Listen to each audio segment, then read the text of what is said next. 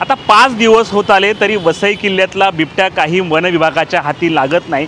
अखेर या बिबट्याला पकडण्यासाठी उपाययोजना केल्या जात आहेत की नाही हे पात्र कळू शकलेलं नाही।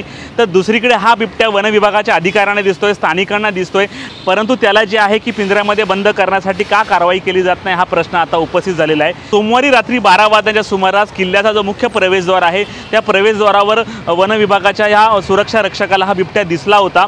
त्याने मोबाईलमध्ये फोटो काढण्याचा देखील प्रयत्न केला, परंतु तिथपर्यंत तो बिबट्या जो आहे पसार झाला होता।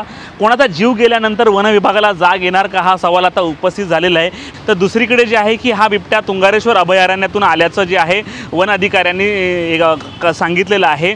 याबाबत सर्वे देखील केला, त्याच्या पायाचे ठसे मॅच करण्यात आले, त्याच्या अंगावरचे पट्टे देखील मॅच करण्यात आले आणि हा बिबट्या जो आहे तुंगारेश्वर अभयारण्यातूनच आला आहे याच्यावर त्यांनी आहे शिक्कामोर्तब केलेलं आहे। आता प्रश्न हा उपस्थित झालेला आहे, तुंगारेश्वर अभयारण्य वसई किल्ला यातील अंतर जवळपास 12 ते 15 किलोमीटर आहे, परंतु हे 15 किलोमीटर अंतर बिबट्याने पार कसं केलं, कुठच्या मार्गे तो आला, खाडी मार्गे आला किंवा झाडी मार्गे आला हे अद्याप कळू शकलेलं नाही। तो कशा मार्गाने आला यावर याचा अभ्यास करण्यासाठी वन विभागाची एक टीम कार्यरत असल्याचं सांगण्यात येत आहे। तर दुसरीकडे जे आहे की वसई किल्ल्या परिसरातील कुत्रे सध्या गायब आहेत, कारण या बिबट्याने मोठ्याहून कुत्रे जे आहेत की मारून खाल्ल्याचं बोललं जाते। अनेक ठिकाणी कुत्रे जे आहेत की जखमी अवस्थेत पडलेले आहेत। मोठ्या प्रमाणावर वसईच्या चर्चमध्ये जे आहे की दुर्गंधी पसरलेली आहे। महापालिकेला 3 दिवसापूर्वी एक लेटर लिहिलं होतं की आसपासची झाडी जी आहे तोडली पाहिजे।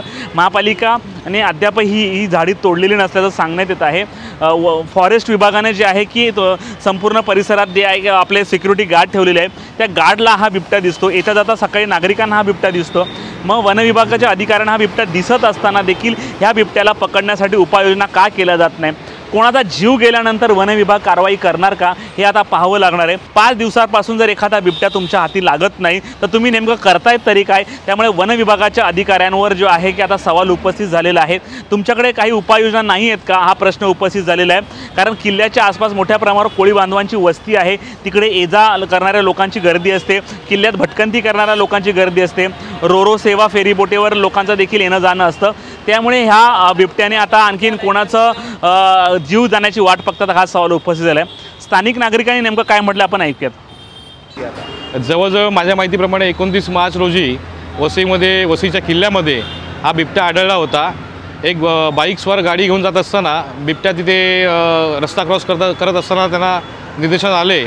यावेळी तिथले स्थानिक नागरिकांनी तिथे पाहिलं आणि बिबट्या तिथून पुढून पसार झाला। आज जवळजवळ 29 मार्च नंतर आजपर्यंत बिबट्याला पकडण्यासाठी कुठल्याही प्रकारचं तिथे नियोजन चालू असताना कुठल्याही प्रकारे बिबट्या पकडला गेला नाही आहे याची खंत स्थानिक वसईकर हे मात्र करत आहेत। तिकडे गाव पण आहे मच्छीमारांचा आणि कुत्रे पण तिकडे गायब झालेले।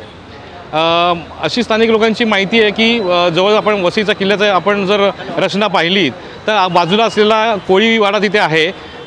किल्ला बंदर, पाचू बंदर, लागे बंदर असं लागून असलेला तो पट्टा आहे। प्राथमिक माहिती अशी आहे की तिथे स्थानिक कोळी समाज जे आहेत त्यांना जाण्या येण्याचा रस्ता एकच असल्यामुळे त्या रस्त्याने त्यांचा वावर आहे।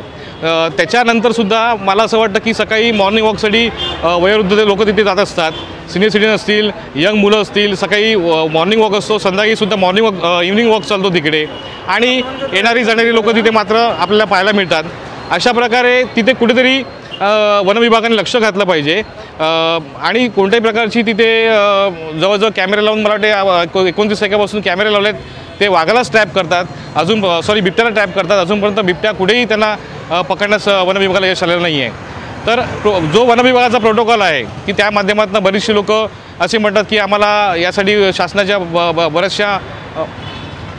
बऱ्याचशा गोष्टी पाहाव्या लागतात किंवा त्यांचा प्रोटोकॉल असतो, त्या माध्यमातून आम्हाला बिबट्याची पकड करावी लागते। पण अजूनपर्यंत कुठल्याही प्रकारचा बिबट्या हा पकडला गेला नाही आहे, अजून तो जेलबंद झाला नाही आहे। एखादा मनुष्य बळी तिथे गेला तर हा कितपत भारी पडू शकतो हे वन विभागाने लक्षात घेतलं पाहिजे। स्थानिक माणसांचं तिथे नागरिकांचं वसईकांचं म्हणणं असं आहे की जवळजवळ तिथे असलेल्या कुत्र्यांची संख्या कमी झाली आहे, म्हणजे कुत्र्यांवरती कुठेतरी त्या बिबट्यानी हे घेतलेलं आहे, बिबट्यानी भक्षक म्हणून त्यांना पाहिलेलं आहे। तर या माध्यमातून सुद्धा वन विभागाने ताबडतोब लक्ष घालून त्वरित त्या बिबट्याचा बंदोबस्त करणं महत्त्वाचं आहे।